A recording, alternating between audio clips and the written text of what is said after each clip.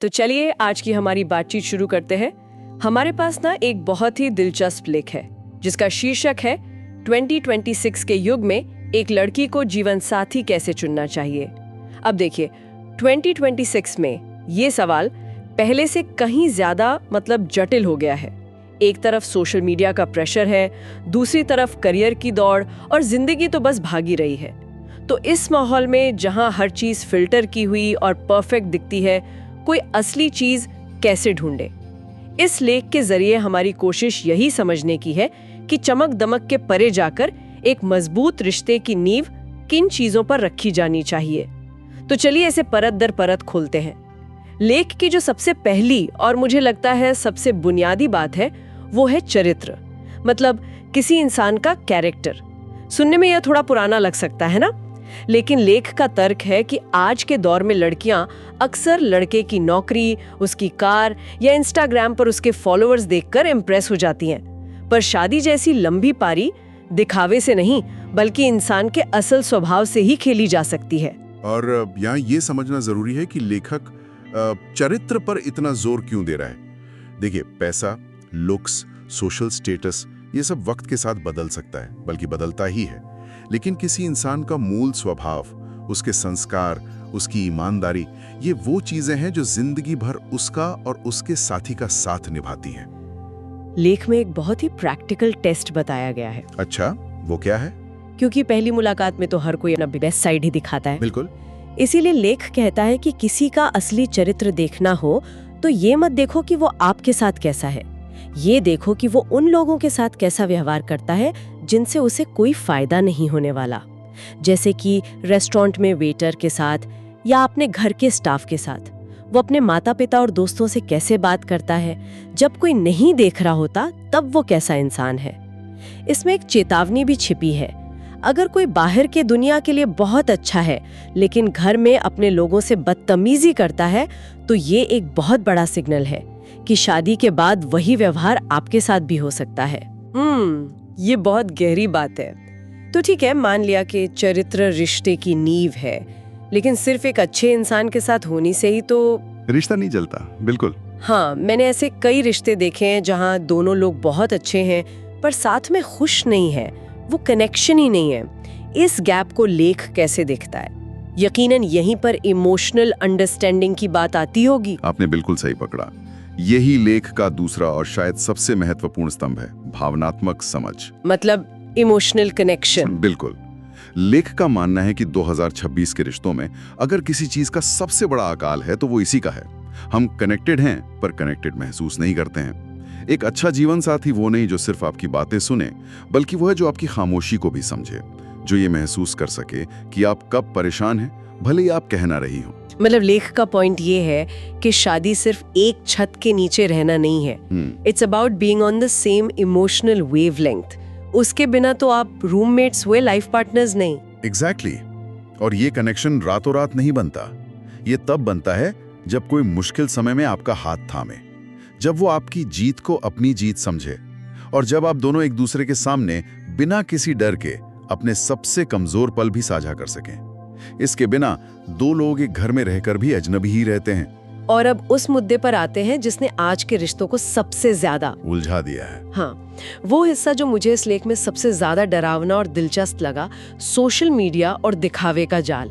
यहाँ कुछ उदाहरण दिए गए हैं जो आज के समाज का आईना है। हाँ, और ये सिर्फ कहानियां नहीं है, ये एक बहुत बड़े पैटर्न की तरफ इशारा करती हैं। पहला उदाहरण एक लड़के का है। उसकी सोशल मीडिया प्रोफाइल कमाल की थी। महंगी गाड़ियां, शानदार पार्टियां, हर दूसरी तस्वीर किसी एग्जॉटिक लोकेशन की। उसने खुद को एक बहुत बड़ा बिजनेसमैन दिखाया था। लेकिन शादी के कुछ ही महीनों बाद लड़की को पता चला कि ये सब एक धोखा था। वो लड़का बुरी तरह कर्ज में डूबा हुआ था। जब रिश्ते की बुनियादी झूठ पर हो तो वो टिकेगा कैसे?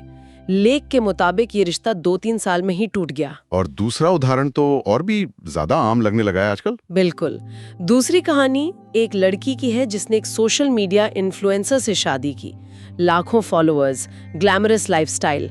उसे लगा कि उसकी जिंदगी किसी सपने जैसी होगी, लेकिन असलियत ये थी कि वो लड़का अपने फॉलोअर्स, अपने ब्रांड डील्स और अपनी ऑनलाइन इमेज में इतना खोया हुआ था कि अपनी पत्नी के लिए उसके पास वक्त ही नहीं था। वो औरत एक भरे पूरे घर में एकदम अकेली थी। उस रिश्ते में कोई इमोशनल कनेक्शन ही नहीं था। नतीजा, वो रिश्ता भी नहीं चला। ये उदाहरण उस बड़े ट्रेंड को उजागर करते हैं जिसका जिक्र लेख में है। इसमें भारत के फैमिली कोर्ट्स के पिछले 3 से 5 सालों के डेटा का हवाला दिया गया है। और ये जानना दिलचस्प है कि शादियां टूट क्यों रही हैं। कारण वही पुराने हैं, आपसी समझ की कमी, परिवार के लिए सम्मान की कमी, अहंकार। लेकिन अब इसमें कुछ नए विलेन भी जुड़ गए हैं, सोशल मीडिया और मोबाइल की लत और आर्थिक जिम्मेदारी से भागना। लेख का एक बहुत बड़ा इंसाइट ये है कि ये समस्याएं नई नहीं हैं, लेकिन सोशल मीडिया इनके लिए एक एक्सेलरेटर का काम कर रहा है। जो छोटी मोटी दरारें पहले शायद वक्त के साथ भर जाती, अब सोशल मीडिया के दबाव में वो रातों रात खाई बन जाती हैं। ये तो बहुत बड़ी बात है। इसी से जुड़ा एक और सवाल है जो हर किसी के मन में आता है, पैसा। एक तरफ हम कह रहे हैं कि दिखावे पर मत जाओ, दूसरी तरफ समाज हमें सिखाता है कि आर्थिक सुरक्षा सबसे जरूरी है। तो क्या पैसा जीवन चलाता है? लेख इस विरोधाभास को कैसे सुलझाता है? ये एक बहुत जरूरी सवाल है और लेख इसका जवाब सीधे सीधे नहीं बल्कि बड़ी बारीकी से देता है। वो ये नहीं कहता कि पैसा जरूरी नहीं है, बिल्कुल है, लेकिन सवाल प्राथमिकता का है। क्या पैसा रिश्ते का आधार है या एक साधन? अगर रिश्ते में विश्वास, सम्मान और वो भावनात्मक जुड़ाव ही नहीं है तो पैसा उसे नहीं बचा सकता। पैसा आपको एक आलीशान घर दे सकता है, पर घर के अंदर का सुकून नहीं खरीद सकता। लेख इस बात पर जोर देता है कि हमने बहुत अमीर परिवारों में रिश्ते टूटते देखे हैं, क्योंकि वहां अक्सर अहंकार और संवाद की कमी होती है। और वहीं कई साधारण परिवारों में लोग जिंदगी भर खुशी से रहते हैं, क्योंकि उनका रिश्ता आपसी समझ और सम्मान पर टिका होता है। तो अगर रिश्ता पैसे या सोशल मीडिया स्टेटस पर नहीं टिकता, तो फिर सच्चे प्यार की असली पहचान क्या है? 2026 में इसकी परिभाषा क्या है? यहीं पर लेख कुछ बहुत गहरी बातें करता है। इसके मुताबिक सच्चा प्यार सिर्फ खुशी में साथ पार्टी करना नहीं है, बल्कि मुश्किल वक्त में एक दूसरे की ढाल बनना है। असली रिश्ते की पहचान अच्छे वक्त में नहीं, बुरे वक्त में होती है। और इसकी कुछ निशानियां भी बताई गई हैं, है ना? हाँ, और वो बहुत प्रैक्टिकल हैं। जैसे पहला, सच्चा साथी आपको बदलने की कोशिश नहीं करेगा, वो आपको समझने की कोशिश करेगा। दूसरा, वो आपके सपनों का सम्मान करेगा, चाहे वो कितने भी छोटे या बड़े क्यों ना हो। उसे आपके पैशन से जलन नहीं होगी, बल्कि वो आपको और प्रोत्साहित करेगा। तीसरा, वो आपकी कमियों को स्वीकार करेगा, क्योंकि वो जानता है कि कोई भी परफेक्ट नहीं होता। और चौथा, जो बहुत जरूरी है, वो सिर्फ आपको नहीं, आपके परिवार को भी इज्जत देगा। कुल मिलाकर लेख का सार यह है कि सच्चा प्यार मुझे क्या मिलेगा की सोच से ऊपर उठकर हम मिलकर क्या बना सकते हैं की सोच है। ये स्वार्थ नहीं, समर्पण है। ये सब सुनने में बाप अच्छा लगता है, लेकिन असल जिंदगी में इसे लागू कैसे करें? इसी के लिए शायद लेख में वो प्रैक्टिकल चेकलिस्ट दी गई है। बिल्कुल, ये एक तरह का फिल्टर है जो किसी को भी परखने में मदद कर सकता है। पहला है स्वभाव। क्या वो शांत और समझदार है या छोटी छोटी बातों पर भड़क जाता है? दूसरा है जिम्मेदारी। क्या वो अपने भविष्य को लेकर गंभीर है? क्या उसके पास कोई प्लान है या वो बस दिन काट रहा है? तीसरा है सम्मान। क्या वो महिलाओं का, बड़ों का और आम तौर पर लोगों का सम्मान करता है? और धैर्य भी है इस लिस्ट में। ये मुझे बहुत महत्वपूर्ण लगा। हाँ, और यहाँ धैर्य का मतलब सिर्फ ट्रैफिक में शांत रहना नहीं है, लेकिन इसे इमोशनल रेगुलेशन के तौर पर देखता है। मतलब क्या वो इंसान एक मुश्किल बातचीत को बिना चिल्लाए या दरवाजा पटक कर भागे संभाल सकता है? यही वो धैर्य है जो शादी को बचाता है। और आखिर में है सच्चाई। क्या वो अपनी जिंदगी, अपने अतीत और अपने भविष्य को लेकर ईमानदार है? ये वो नींव के पत्थर हैं जिन पर एक मजबूत रिश्ता टिक सकता है। ठीक है, तो ये तो हुई वो बातें जो देखनी चाहिए, लेकिन उन बातों का क्या जिन्हें बिल्कुल नजरअंदाज नहीं करना चाहिए, जिन्हें लेख रेड फ्लैग्स कहता है। और इन रेड फ्लैग्स को पहचानना शायद ग्रीन फ्लैग्स को पहचानने से भी ज्यादा जरूरी है। पहला और सबसे बड़ा रेड फ्लैग है झूठ बोलने की आदत। जो इंसान छोटी छोटी बातों पर झूठ बोलता है, आप उस पर बड़ी बातों के लिए कभी भरोसा नहीं कर सकते। दूसरा है गुस्सैल स्वभाव, जो आगे चलकर अपमानजनक व्यवहार में बदल सकता है। तीसरा है किसी भी तरह का नशा, चाहे वो शराब हो या मोबाइल की लत। ये लत रिश्ते में से समय, ध्यान और पैसा तीनों को खत्म कर देती है। और दो और हैं जिन्हें लोग अक्सर छोटी बात समझकर अनदेखा कर देते हैं। एक है दूसरों की बुराई करने की आदत। ये एक बहुत बड़ा संकेत है। जो इंसान हमेशा दूसरों में कमियां निकालता है वो अक्सर अंदर से बहुत असुरक्षित होता है, और शादी में ये असुरक्षा पार्टनर को नीचा दिखाने के रूप में सामने आ सकती है ताकि वो खुद बेहतर महसूस कर सके। और आखिरी रेड फ्लैग है जिम्मेदारी से भागना, चाहे वो आर्थिक जिम्मेदारी हो या भावनात्मक। अगर कोई इंसान रिस्पॉन्सिबल नहीं है तो वो एक अच्छा साथी नहीं बन सकता। ये वो दरारें हैं जो शुरुआत में छोटी लगती हैं लेकिन समय के साथ पूरी इमारत को गिरा देती हैं। सच कहूं तो ये सब सुनने के बाद थोड़ा डर भी लगता है। ऐसा लगता है कि किसी पर भरोसा करना ही कितना मुश्किल है। इतनी सारी चीजें देखनी है, इतनी सारी परखनी है। और शायद इसीलिए लेख इन सब बातों के अलावा एक आखिरी और सबसे गहरी बात कहता है, वो ये कि हर लड़की की अपनी आंतरिक समझ, जिसे हम गट फीलिंग कहते हैं, सबसे महत्वपूर्ण गाइड है।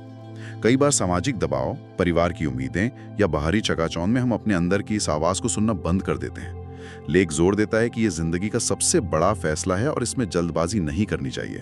और इस पूरी चर्चा को एक अलग ही स्तर पर ले जाने के लिए लेख में भगवान बुद्ध के विचारों का भी जिक्र है। ये थोड़ा अप्रत्याशित था। 2026 के पार्टनर चुनने के लेख में बुद्ध की फिलॉसफी, ये कैसे जुड़ता है? आकर्षण पर आधारित है तो वो एक भ्रम है। हम उस इंसान से नहीं, उसकी बनाई हुई इमेज से जुड़ जाते हैं। लेख इसे ही आसक्ति कहता है। और जब वो भ्रम टूटता है, जब असलियत सामने आती है, तो दुख होता है। ये एक सदियों पुराना सिद्धांत है जो आज के डिजिटल युग में हूबहू लागू हो रहा है। तो बुद्ध के अनुसार सही रिश्ता कैसा होना चाहिए? लेख के मुताबिक बुद्ध के विचारों के आधार पर सही रिश्ता वो है जिसमें करुणा, समझ और संतुलन हो। करुणा यानी एक दूसरे की गलतियों को माफ करने की क्षमता, समझ यानी एक दूसरे के नजरिए को देखने की कोशिश, और संतुलन यानी रिश्ते में ना तो जरूरत से ज्यादा चिपकापन हो, ना ही उदासीनता। एक मध्यम मार्ग है जो रिश्ते को स्थायी और शांतिपूर्ण बनाता है। तो इस पूरी बातचीत का निचोड़ क्या निकलता है? 2026 के इस तेज तर्रार दौर में जीवन साथी चुनना एक फिल्टर वाली फोटो को लाइक करने जैसा नहीं है। ये एक बहुत बड़ा और गंभीर फैसला है। ये लेख हमें यही याद दिलाता है कि बाहरी चीजों से ज्यादा किसी के चरित्र, उसकी भावनात्मक समझ और उसकी सच्चाई को महत्व देना चाहिए। सच्चा जीवन साथी वही है जो सम्मान दे, साथ निभाए, आपके सपनों को समझे और जिंदगी के हर उतार चढ़ाव में आपका हाथ थामे रखे। जैसा कि लेख के अंत में बहुत खूबसूरती से कहा गया है, शादी सिर्फ दो लोगों का मिलन नहीं, यह दो आत्माओं के विश्वास और समझ का बंधन है। और इस चर्चा के अंत में मैं एक सवाल छोड़ना चाहूंगा जिस पर सोचा जा सकता है। ये पूरा लेख इस पर केंद्रित है कि एक साथी में क्या खोजना चाहिए, लेकिन सोचने वाली बात यह है कि यही सारे सिद्धांत, चरित्र, भावनात्मक समझ, सच्चाई और दिखावे से बचना, खुद एक अच्छा साथी बनने पर कैसे लागू होते हैं। जब हम खुद का मूल्यांकन इन पैमानों पर करते हैं तो क्या इससे एक साथी चुनने और रिश्ता बनाने की पूरी प्रक्रिया ही नहीं बदल जाती? शायद सही साथी खोजने की यात्रा खुद को सही साथी बनाने से शुरू होती है।